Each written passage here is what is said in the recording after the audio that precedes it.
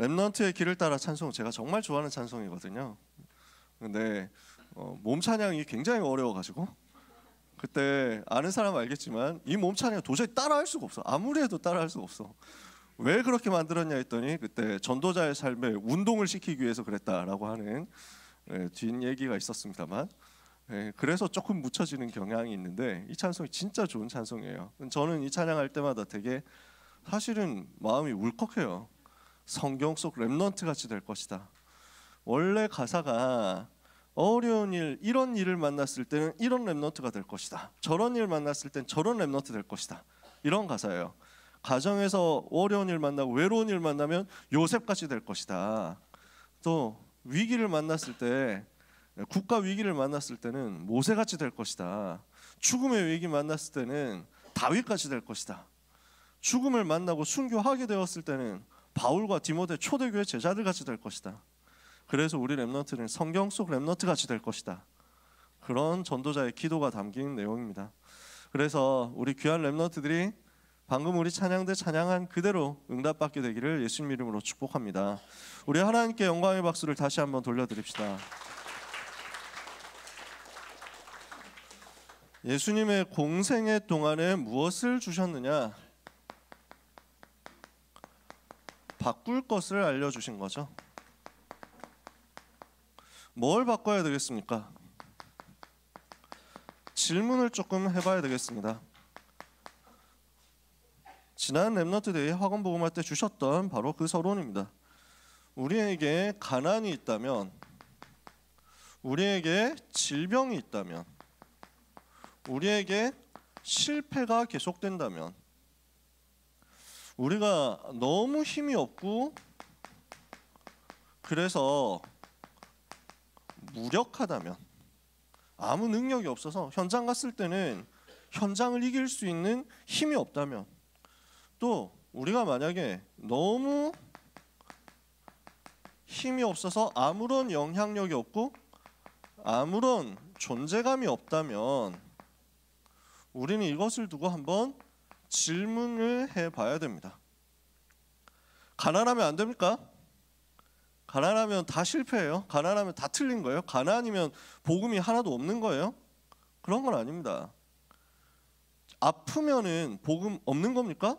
그런 것도 아니에요. 내가 공부가 안 되고 입시에 실패했다? 그러면은 이 사람은 하나님 백성 아니고 성령인도 못 받은 거고 전도자 아닙니까? 그렇지 않아요. 초대교회 전도자들, 또 성경 속 전도자들, 시대 살린 사람들 중에 가난한 사람도 많았어요. 아픈 사람도 많았어요. 당장 바울이 아팠잖아요. 바울은 아픈 사람이었거든. 이 질병이 내게서 떠나가게 해달라고 3번이나 하나님께 간절히 기도했는데 질병이 떠나가지 않았어. 그게 하나님의 은혜구나 하고 붙잡았거든. 그러니까 아픈 게 죄냐? 그렇지 않습니다. 가난한 게 죄냐? 그렇지 않습니다. 실패가 죄냐? 그렇지 않습니다. 중간고사 꼴박 죄냐? 아닙니다. 이게 죄야 아니에요. 여러분이 성령인도 못 받은 거냐? 그렇지 않습니다. 진짜 내가 기도하고 영적 서밋으로 갔는데 하나님은 내 성적을 저기 바닥으로, 나를 통해서 우리 반에 있는 모든 사람들이 한 등씩 올라가라고 나를 이 밑바닥으로 내리셨구나. 원형적 사고의 전형적인 것이라고 할 수 있죠. 예, 럭키비키 아닙니까? 오늘 자막이 안 나왔다. 왜 안 나왔을까요? 내가 찬송가를 가지고 다니라고 하나님 나를 축복하시는구나. 럭키비키잖아. 이렇게 되는 겁니다. 근데요, 우리가 무능하다, 영향력 없다, 다 괜찮아요. 근데 내가 그 속에서 가난하더라도 내가 그 속에서 복음 누리고 있고 하나님 나와 함께 하시니까 나는 행복해. 그러면 돼요. 내가 되는 게 아무것도 없고 계속 실패만 오는 것 같아도 예수님이 나의 그리스도시고 나는 하나님 자녀고 나는 세계복음할 전도 제자다, 이게 확정으로 누려지고 있으면 괜찮아요. 그건 문제 없습니다. 그 가난을 가지고 세계복음 할 겁니다. 그 질병을 가지고 세계복음 할 거예요. 아니, 그 질병 때문에 세계복음 할 거예요. 근데 그래서 질문하자는 거예요. 나는 이 속에 만약에 있는가? 그렇다면 이 속에서 나는 복음 누리고 있는가? 내가 복음을 누리고 있고 내가 그리스도로 행복한데 이 문제가 찾아왔다면 그건 하나님의 계획이에요. 근데 내가 이 문제 때문에 너무 행복하지 않고 내가 이런 문제 때문에 나는 너무 괴롭고 이런 문제 속에서 나는 복음을 전혀 전할 수가 없고 나는 이 문제 때문에 세계복음하고 너무 안 맞는 것 같다고 하면 어떻습니까? 이건 뒤집어야 되겠죠. 이해가 되세요? 우리가 가난할 수 있습니다. 그건 문제 아닙니다. 여러분이 지금 가난할 수 있습니다. 그거 괜찮습니다. 근데 만약에 내가 평생 가난해야 된다? 그거 가지고 복음 전할 수도 있겠죠. 근데 내가 평생 가난하기 때문에 그 가난 때문에 세계를 살릴 수가 없고 복음을 전할 수가 없고 하나님이 원하시는 일을 위하여 헌신도 할 수 없다면, 아무런 힘이 없다면 어떻습니까? 이거는 하나님 앞에서 질문해 봐야 된다는 겁니다. 이게 하나님의 계획인가? 이게 하나님이 원하시는 게 맞는가? 내가 지금 정확하게 성령 인도를 받고 있는가? 확인해 봐야죠. 복음은요, 모든 문제 해결입니다. 예수님은 그리스도시고 모든 문제 해결자 되십니다. 어떤 사람들은 다락방은 예수님이 모든 문제 해결자라고 하기 때문에 잘못됐다라고 하는데, 그러면 모든 문제 해결 안 해야 맞는 겁니까? 십자가가 그렇게 무능해요? 십자가가 그렇게 부족해요? 예수님은 여러분에게 로또 당첨을 시켜주기 위해서 이 땅에 오신 분 아닙니다. 예수님은 여러분에게 뭔가 예쁜 여자친구를 가지게 해주기 위해서 십자가에 죽으신 게 아닙니다. 근데 예수 그리스도는 십자가에서 인생이 절대로 해결할 수 없는 죄와 사탄과 지옥의 문제를 해결하심으로써 이 문제 때문에 인간에게 올 수밖에 없는 모든 문제도 다 끝내버렸어요. 그리스도의 십자가는 모자라지 않아요. 그리스도의 십자가는 부족하지 않습니다. 그리스도는 완전합니다. 그리스도는 충분합니다. 그리스도는 모든 것입니다. 성경의 증거를 이렇게 되겠습니다. 요한복음 19장 30절에 예수님은 십자가에서 다 이루셨습니다. 구약 성경의 모든 예언을 다 이루시고 주님이 하셔야만 되는 모든 일들을 다 이루시고 십자가에서 인생의 모든 문제를 다 끝내셨다는 말이죠. 그리스도는 모든 문제 끝입니다. 그래서 로마서 1장 16절에 내가 이 복음을 부끄러워하지 아니하노니 이 복음은 모든 믿는 자들에게 구원을 주시는 하나님의 능력이라. 고린도전서 1장 18절에는요, 십자가의 도는 멸망하는 자들에게는 미련한 것처럼 보이지만 구원을 받는 우리에게는 하나님의 능력이다. 이 복음을 정말 가졌다? 그러면요, 빌립보서 4장 10절 13절 모든 한계 이기는 것입니다. 내가 가난에 처할 줄도 알고 풍부에 처할 줄도 알고 모든 일, 즉 배부름과 배고픔과 풍부와 궁핍에도 일체의 비결을 배웠다. 나는 있어도 되고 없어도 된다. 나는 잘 돼도 되고 잘 안 돼도 된다. 나는 살아도 되고 죽어도 된다. 내게 능력 주시는 자 곧 예수 그리스도 안에서 나는 모든 것을 할 수 있느니라. 이것이 렘넌트에게 주어진 비밀입니다. 이게 지금 여러분에게 주어진 열쇠입니다. 예수님은 그리스도시고 모든 문제를 십자가에서 끝내신 만왕의 왕이요 만주의 주 되신 살아계신 하나님의 아들이시요 하나님 자신입니다. 그분을 만났다? 그분 앞에서 무너지지 않을 문제가 어디 있습니까? 그래서 오늘 찬양했잖아요. 우리 성재쌤이 찬양 인도해 주셨잖아요. 예수 이름 높이세요. 제가 이 찬양 너무 좋아하거든요. 모든 문제들 하나하나 죽음까지도 힘을 잃고 생명의 근원 되신 예수 이름 앞에 모든 무릎이 꿇어 경배하는 겁니다. 모든 이름이 꿇어 경배하고 모든 문제가 그 앞에서 무너지고, 그게 복음이에요. 그렇다면 내가 이 복음과 맞고 있느냐라는 겁니다. 이 복음과 내가 맞아지고 있느냐. 자, 다시 얘기합니다.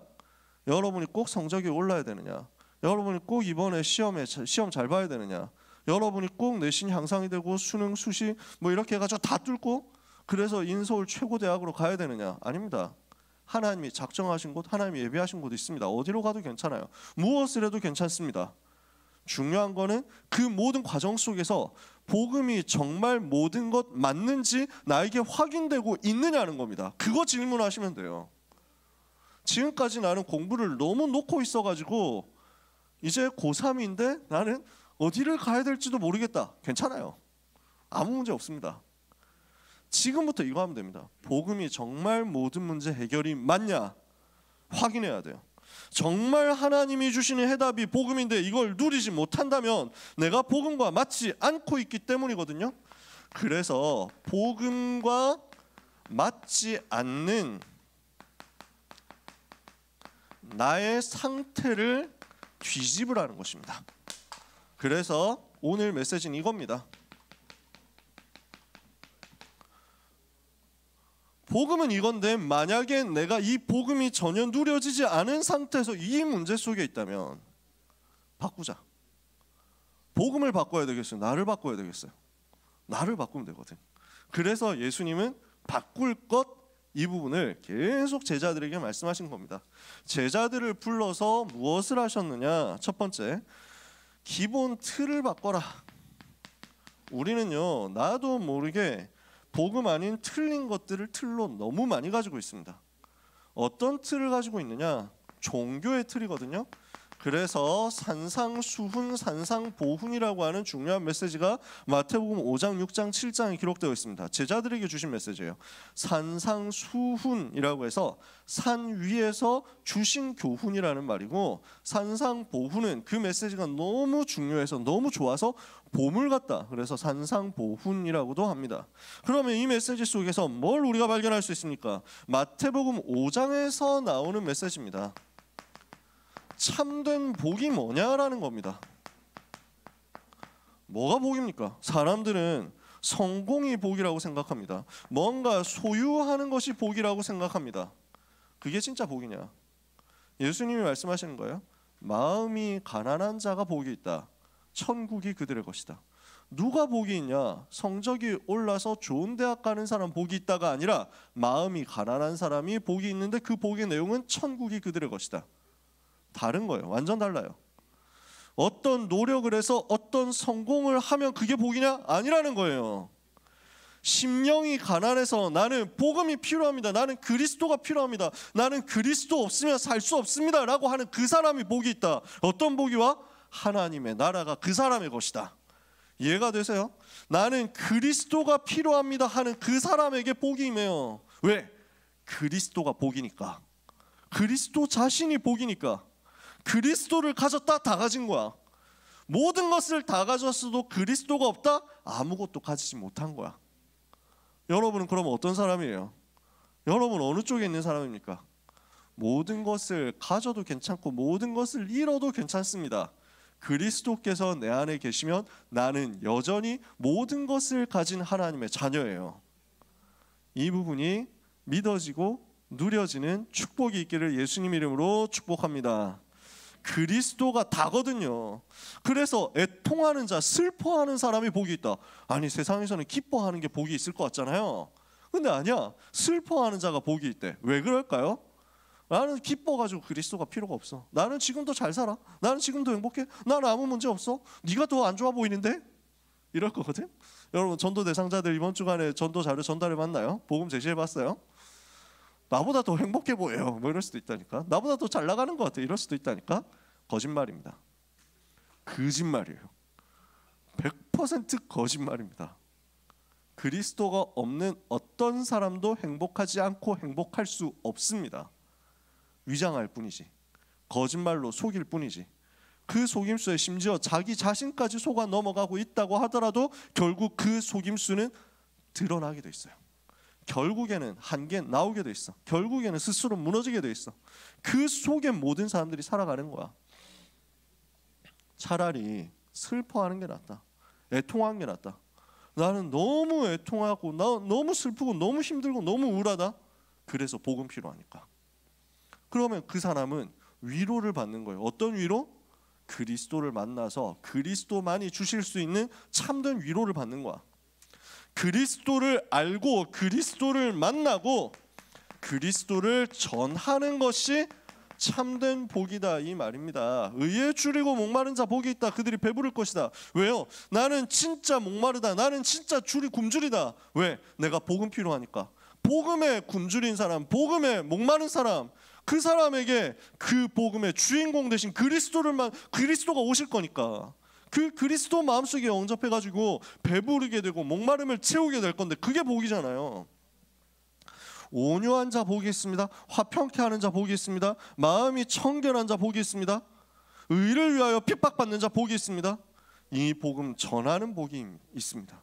이 복음을 전하고 이 복음을 전함으로써 땅을 기업으로 받게 될 것이고, 이 복음을 전함으로써 하나님의 아들이라 일컬음을 받게 될 것이고, 이 복음을 전함으로써 하나님의 나라가 그들의 것이 될 것이기 때문에 참된 복음 뭡니까? 성공과 소유가 아니라, 나의 세상 사람들이 원하는 육신적인 것이 아니라 그리스도를 만나는 것이 참된 복이라는 말이에요. 마태복음 6장에서 참된 기도가 뭐냐? 기도는 뭡니까? 뭐가 진짜 기도입니까? 사람들은 사람 앞에서 기도합니다. 사람 보이기 위해서 기도합니다. 사람들에게 칭찬받기 위해서 기도합니다. 무슨 내용을 가지고 기도합니까? 무엇을 먹을까? 무엇을 마실까? 무엇을 입을까? 이걸 가지고 기도합니다. 그것을 이루기 위해서 어떻게 기도합니까? 중언부언하면서 했던 말 또 하고 했던 말 또 하고 자기가 무슨 말 하는지도 모르면서 주문 외우는 기도를 합니다. 그걸 기도하지 말고, 육신 기도하지 말고 무슨 기도를 하라고 합니까? 하나님 앞에서 기도해라. 결국 하나님의 나라와 하나님의 의를 구하면서 기도해라.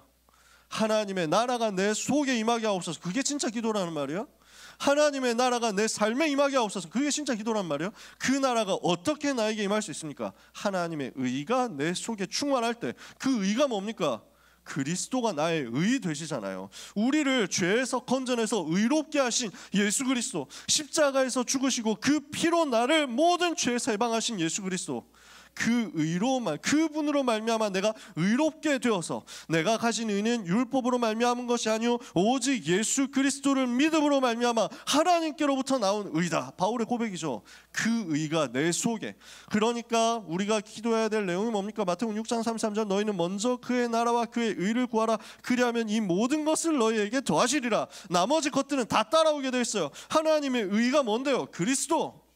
그리스도 붙잡고 복음 붙잡고 기도해라. 하나님의 나라가 그러면 뭐가 어떻게 임합니까? 하나님 나라. 내가 만일 하나님의 성령을 힘입어 귀신을 쫓아내는 것이면 하나님의 나라가 이미 너희에게 임하였느니라. 흑암의 권세가 무너지면 하나님 나라가 임합니다. 주의 천사가 동원되고 성령께서 역사하시는 영적 세계 변화가 이루면 하나님 나라가 임합니다. 그럼 어떻게 되겠습니까? 현장에 사탄의 나라가 무너지고 하나님의 계획이 성취됩니다. 전도운동이 일어나는 거예요. 그리스도를 붙잡고 기도해라. 그 그리스도 붙잡을 때 일어난 영적인 사건을 가지고 기도해라. 그 영적인 사건이 성취되었을 때 흑암 나라 무너지고 하나님 나라 임하는 전도운동 벌어질 것이다. 이걸 두고 기도해라. 영적인 기도하라는 거예요. 이게 참된 기도라는 거예요. 우리는 어떤 기도하고 있습니까? 우리는 어떤 기도로 가야 되겠습니까? 바꾸라는 거죠. 마태복음 7장에서 참된 삶은 뭐냐? 중요한 메시지 계속 나옵니다만 굉장히 짧게 요약을 해보는 겁니다. 사람들은 비판합니다. 마태복음 7장 비판해요. 그래서 예수님 비판받지 아니하려거든 비판하지 마라 그랬습니다. 사람들은 뭘 생각합니까? 사람들은 뭘 좋다고 합니까? 넓은 문을 좋다고 생각합니다. 넓은 길로 가려고 합니다. 넓은 문으로 가지 마라. 예수님은 좁은 문으로 가라고 말씀하십니다. 사람들은 눈에 보이는 성과, 눈에 보이는 열매 있으면 이걸 가지고 박수칩니다.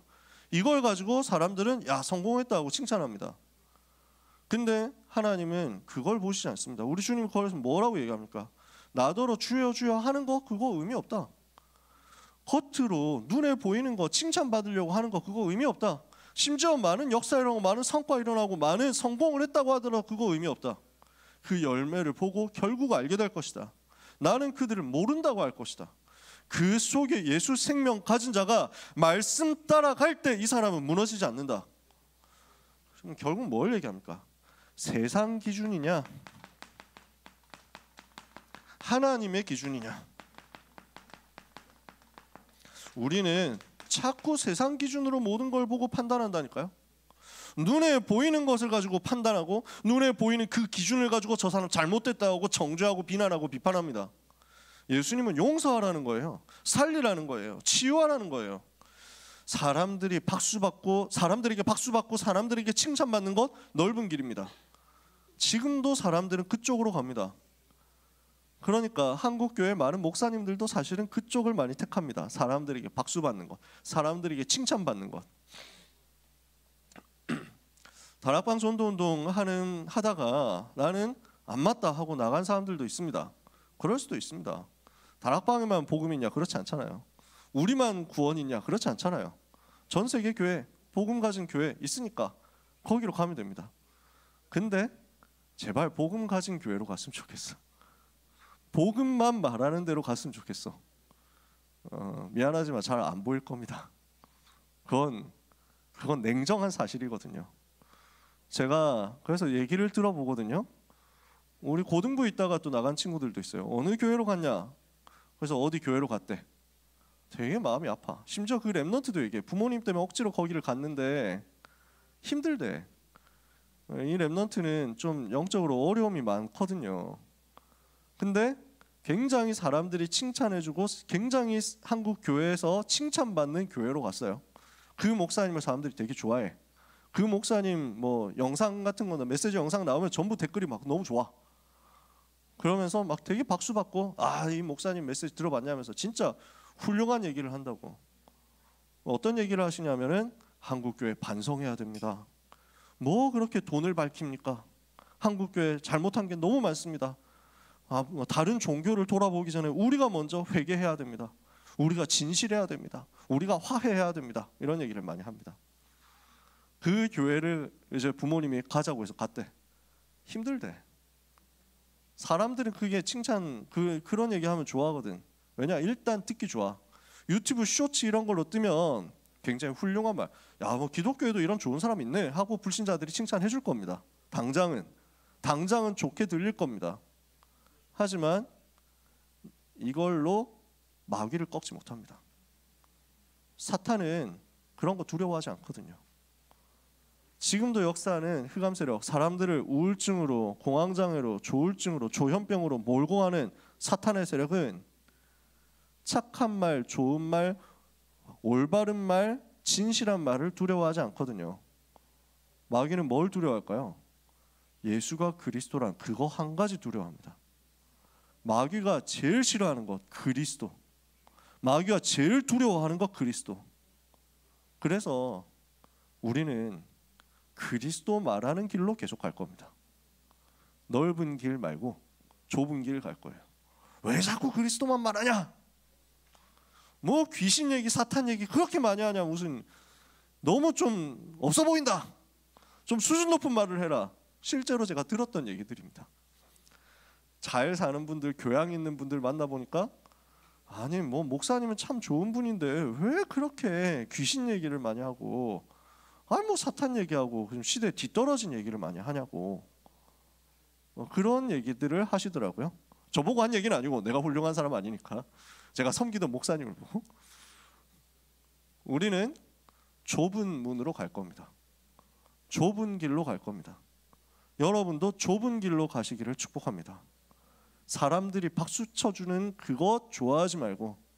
그래서 바울은 얘기하거든요. 내가 사람들에게 좋게 해야 되겠냐? 하나님께 좋게 해야 되겠냐?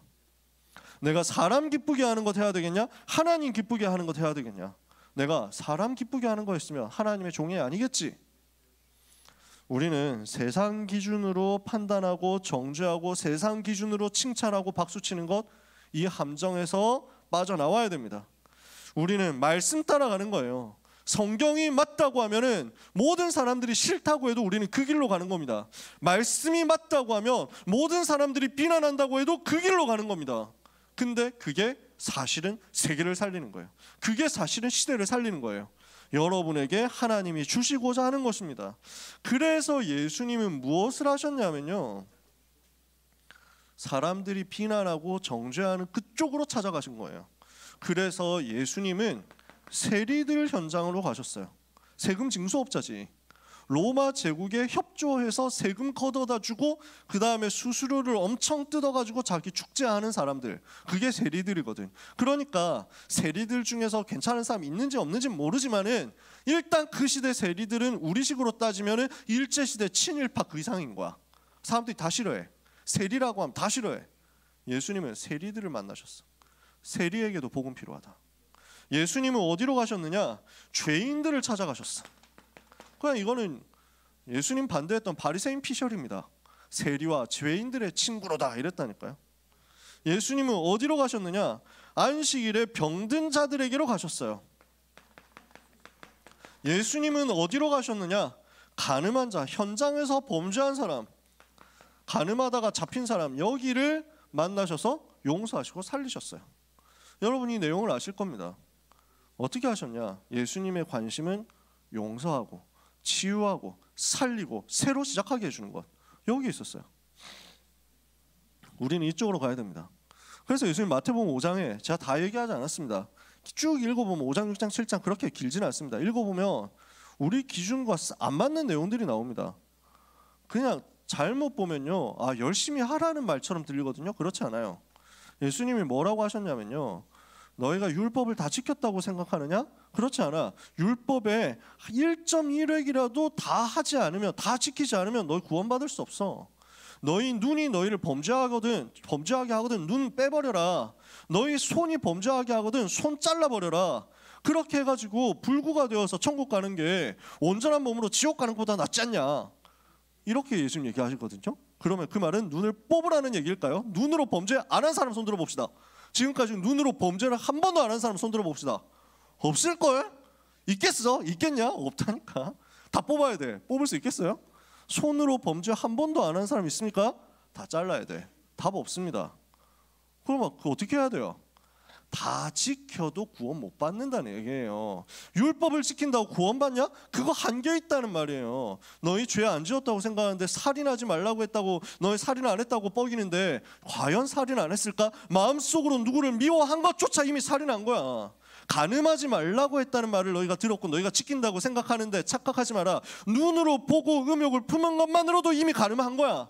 너희 중에서 죄 없다고 할 수 있는 사람은 아무도 없어.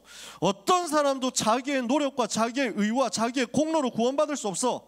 그리스도 만나야만 구원받는 거야. 하나님의 은혜 받아야만 구원받는 거야. 그러므로 죄인이라고 정죄하지 마라. 죄인이라고 판단하지 마라. 우리가 다 죄인이다.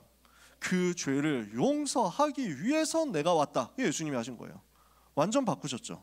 틀을 완전 바꾸는 거예요. 우리는 자꾸 내 열심, 내 노력, 내 방법, 내 기준을 가지고 눈에 보이는 걸 가지고 전부 해결하려고 하거든요. 종교예요. 빠져나와야 돼요. 그 종교의 틀에서 빠져나와야 돼요. 그래서 예수님이 안식일에 병든 자 고치셨어요. 안식일에 일하지 말라고 했는데 안식일에 일하셨어요. 왜냐? 안식일의 의미는 일하지 않는 것에 있는 게 아니라 일할 시간도 없을 만큼 복음 누려라 이거거든. 근데 복음은 전혀 안 누리고 누가 일을 하냐 안 하냐, 지금 일하는 놈 저놈 잡아 죽이자 족치자 이거 하고 있는데 그게 무슨 안식일이냐고. 내가 안식일의 주인이다. 예수님이 안식일의 주인이잖아. 그리스도. 간음하다가 현장에 잡혔습니다. 불륜 저지르다 잡혔어. 구약성경 율법에는 돌로 쳐서 죽이라고 했습니다. 왜 그랬을까요? 그만큼 가정을 지키라는 거거든. 가정을 살리라는 거거든. 가정에 사탄이 틈타지 못하게 하라는 거거든. 근데 인간들이 어디에 관심 있냐? 돌로 쳐라 이거에 관심 있는 거야. 어떻게 하면 돌로 칠까 이래가지고 막 내가 연습을 이때를 위해서 이래가지고 돌로 세게 쳐준다 이러면서 막 끌고 온 거야. 사람들이 끌고 왔어. 그러면서 일부러 예수님 앞에 딱 던져놓고, 예수 선생님, 지금 이 여자가 간음하다가 잡혔습니다. 어떻게 할까요? 모세 율법에는 참고로 돌로 쳐서 죽이라고 했는데요. 뭐 이래가지고 예수님 어떻게 하시죠? 아무 말 안 하고 뭘 썼어요. 바닥에 뭘 썼다니까. 뭘 썼는지 성경이 나오지 않는데 제 생각에는 여러 가지 죄의 목록들을 쓰시지 않았겠냐. 이런 목록, 저런 죄, 이런 죄, 저런 죄 이렇게 해가지고 그걸 지켜보던 인간들이 속으로 뜨끔 이렇게 해가지고 뭐지? 그러면서 막 그러고 얘기하십니다. 이걸 지금 이 사람들은 뭘 주장하는 거냐? 돌로 쳐라라고 하면 뭐 인정사정 없네 진짜. 뭐 저 여자 죽이라고 뭐 이래가지고 와 평소에 사랑 얘기하고 용서 얘기하더니 진짜 피도 눈물도 없는 거 아님? 뭐 이러면서 소문 퍼뜨리려고. 그 다음에 야 죽이지 마라 이렇게 하면 와 봤냐 들었냐? 모세 율법 정반대로 막 개기는 거 봤냐? 뭐 이러면서 와 진짜 미친 거 아니야? 뭐 이러면서 막 이러려고 가불기 걸어버리려고 한 거지. 예수님 어떻게 하셨어요? 너희 중에 죄 없는 자가 돌로 쳐라. 치는 사람이 나옵니까? 예, 그 예수 그리스도 영권 앞에 쌍무릎 꿇은 거예요. 슬금슬금 돌 내려놓고 뒷걸음치다가 도망갔어요. 아무도 없어. 여자에게 어떻게 얘기하시죠? 너를 돌로 치려던 자들이 있느냐? 없나이다. 나도 너를 정죄하지 아니하노니 가서 다시는 죄를 짓지 마라. 끝. 용서하고 살리는 거예요. 기본 틀 바꾸는 겁니다. 두 번째, 그러면 옛날 틀을 바꿔서 어디로 가야 되느냐? 새로운 틀을 만들어라. 어떤 틀로 가야 되겠습니까? 우리가 옛 틀에서 빠져나왔으면 어떤 틀로 가야 되겠습니까? 우리의 방법, 새로운 방법입니다. 하나님의 나라 누리고 하나님의 나라를 전하는 겁니다. 마태복음 13장 1절에서 58절, 하나님의 나라가 이것과 같다. 이 하나님의 나라 누리면 이 하나님의 나라 계속 확산돼서 열매 맺는 것이다. 우리의 근본은 어디에 있습니까? 너희는 나를 누구라 하느냐? 주는 그리스도시요 살아계신 하나님의 아들이십니다. 예수님이 그리스도라는 사실을 깨닫고 이것 고백하고 이것 누리는 것이 사탄과 죄와 지옥 권세를 무너뜨리는 우리의 참된 근본입니다. 여기에서 시작해야 돼요. 우리의 모든 것 예수님이 그리스도. 자, 세 번째, 우리의 응답은 뭡니까? 내가 이런 걸 받았다, 저런 걸 받았다, 이런 걸 성취했다, 저런 축복이 나에게 왔다, 그게 아니고 그리스도가 나에게 오직이 되는 겁니다. 그리스도가 오직이 되지 못하게 하는 방해하는 것들을 치워버리고 그리스도만 나의 오직으로. 마태복음 17장 8절, 눈을 떠서 보니까 예수 외에는 아무것도 보이지 않았다. 엘리야도 사라지고 모세도 사라지고 그리스도 외에는 보이지 아니하니라. 오직 예수만 보이는 거예요. 오직 그리스도만 보이는 거예요. 오직 그리스도만 붙잡는 거예요. 그러면 여러분은 삽니다. 그러면 여러분이 이 땅 가운데 승리합니다. 그러면 여러분이 길을 잃어버리지 않습니다. 네 번째입니다. 우리는 무엇을 하느냐? 그리스도께서 모든 문제를 끝내셨다. 이거 붙잡는 거예요. 이게 우리의 결론입니다. 그리스도는 모든 문제를 끝내신 분이시다. 모든 문제 해결자시다. 그리스도는 완전 충분 모든 것이시다. 요한복음 19장 30절, 십자가에서 나를 대신해서 피 흘려 죽으신 예수 그리스도로 말미암아 나의 과거, 나의 현재, 나의 미래 모든 문제는 끝난 것이다. 다섯 번째, 그러면 우리는 무엇을 위해서 살아야 됩니까? 우리의 목표는 뭡니까? 우리 인생의 사명은 뭡니까? 우리의 주님이 맡겨주신 사명을 찾아내고 세계를 살리는 겁니다. 세계를 살리고 세계 살리기 위해서 교회를 살리는 겁니다. 이것을 위해서 우리 주님이 부탁하신 건 나옵니다. 마태복음 28장 18절에서 20절, 모든 민족 살려라. 다민족 237 살려내라. 마가복음 16장 15절에서 20절, 만민에게 가서 복음을 전파하면서 병든 자들에게 손을 얹으면 낫게 될 것이니까 치유해라. 요한복음 21장 15절에서 18절, 내 어린 양 먹이고 후대 살려라. 그런데 이것을 해가지고 세계를 살려야 되는데 교회가 이걸 안 하고 있는 거야. 교회가 여기에 관심 없는 거야. 그러니까 요한복음 22장 12절에서 25절에 예수님께서 여기에 관심 없는 교회를 애통해 하시고 여기에 관심 없는 성전 이걸 책망하시고 꾸짖으시고 여기 성전에서 복음 전하는 거 예배하는 것과 전혀 상관없이 장사하는 사람들 내쫓으신 거야. 뭘 하신 거냐면은 교회가 뭐 해야 되느냐? 237 치유 서밋 가지고 세계복음화 해야 되는데 우리 주 하나님을 만나고 예수 그리스도를 만나고 그 복음을 가지고 모든 문제 해결받고 그 복음을 모든 현장에 전달해야 되는데 이거 안 하고 장사하는 거야. 이거 안 하고 환전 사업하는 거야. 이거 안 하고 재물 가지고 사업을 하는 거야. 주님이 전혀 주님의 관심과 전혀 맞지 않는 성전이 된 거야. 그 교회를 책망하셨다고. 우리는 교회를 회복하고 살리는 겁니다. 문 닫을 교회를 살리는 겁니다. 그래서 세계를 살리는 겁니다. 이게 우리가 가질 새로운 틀입니다. 그래서 우리 자신도 우리 교회도 완전 새로운 틀로 가는 겁니다. 복음 전할 것이다. 사람 살리고 생명 살릴 것이다. 현장 살릴 것이다. 시대 살릴 것이다. 이것에 방향 맞추고 우리는 제일 먼저 나를 바꾸는 축복을 받아야 되겠습니다. 여러분은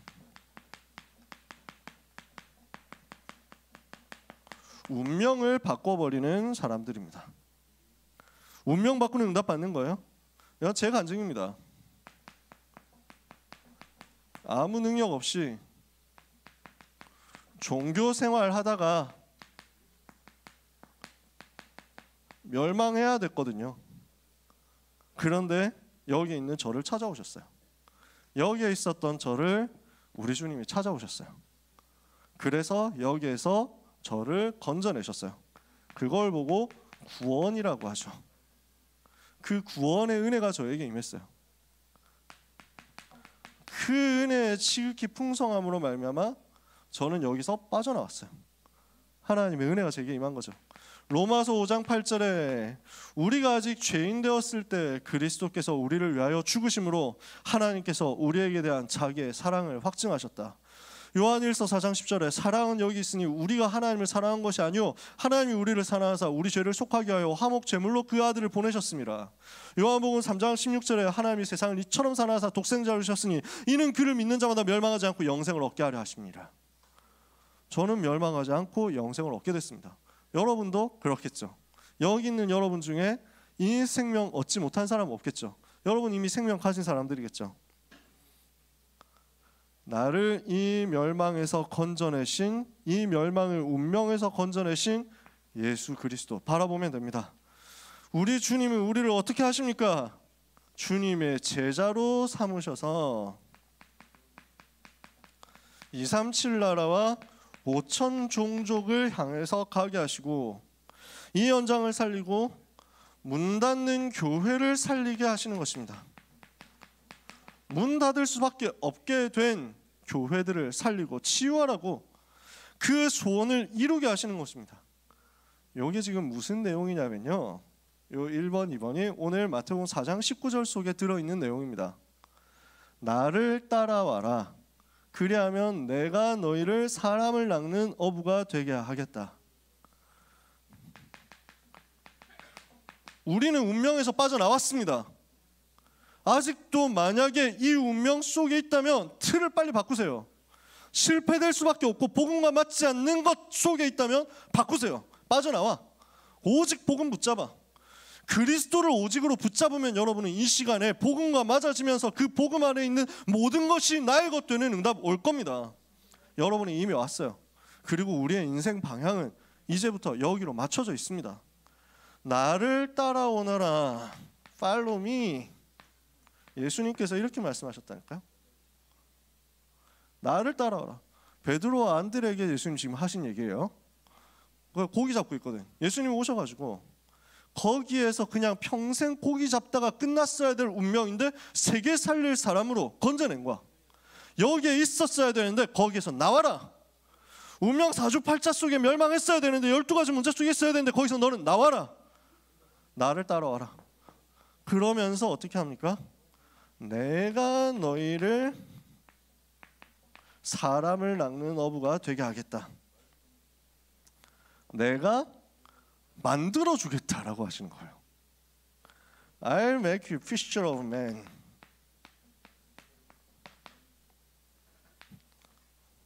Come and follow me, and I will make you fisher of men.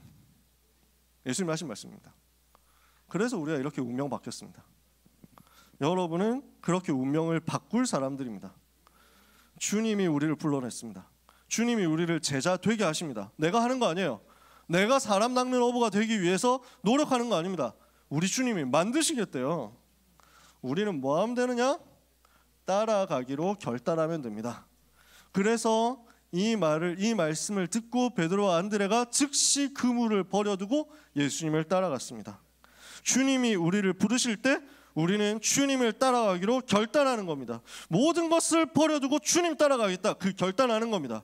그게 운명을 바꾸는 응답의 시작입니다. 우리 주님이 이렇게 말씀하실 때 우리는 뭐 하면 되느냐? 따라가는 결단해라. 이것은 여러분에게 운명을 바꾸는 역사가 시작되는 포인트가 될 겁니다. 여러분 자신의 운명, 여러분 가문의 운명뿐만 아니라 여러분을 만나는 모든 사람의 운명 바꾸는 역사가 시작될 겁니다.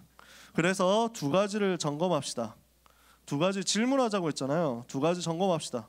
지금 내 상태가 뭐냐? 지금 내 상태는 어떠냐? 두 번째 점검합시다. 나는 지금 주님을 따라가고 있는가?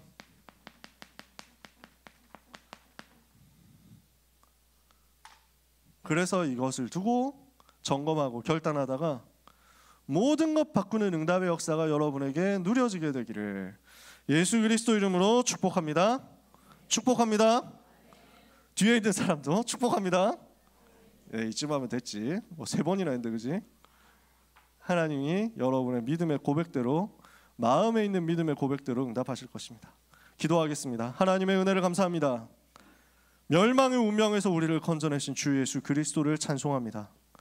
날마다 그리스도 누리게 하옵소서. 그리스도 전하는 인생으로, 운명에 잡힌 자, 운명에서 건져내는 운명 바꿔주는 증인으로 주역으로 서게 하여 주옵소서. 예수 그리스도 이름으로 기도합니다. 아멘. 하나님 감사합니다. 237 치유 서밋으로 세계복음화 하도록 우리를 축복하시고 제자의 길에 서게 하시니 감사합니다. 전 세계 병든 현장 살리게 하옵소서. 전 세계 후대 살리게 하옵소서. 많은 다민족, 237 나라 5천 종족 살리게 하여 주옵소서. 문 닫는 교회 살릴 만큼 하나님의 백성들에게 응답의 증거를 주시옵소서. 이것 때문에 드린 예물이 하나님께 가장 기쁘시게, 하나님을 가장 기쁘시게 하는 예물로 드려지게 하여 주시옵시며, 이것 때문에 예물 드린 손길은 이 사명 감당할 수 있을 만큼의 평생의 승리가 임하게 하여 주옵소서.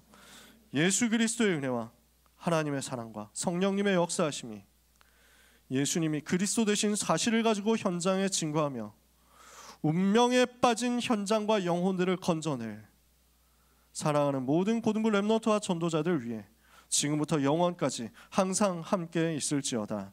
아멘.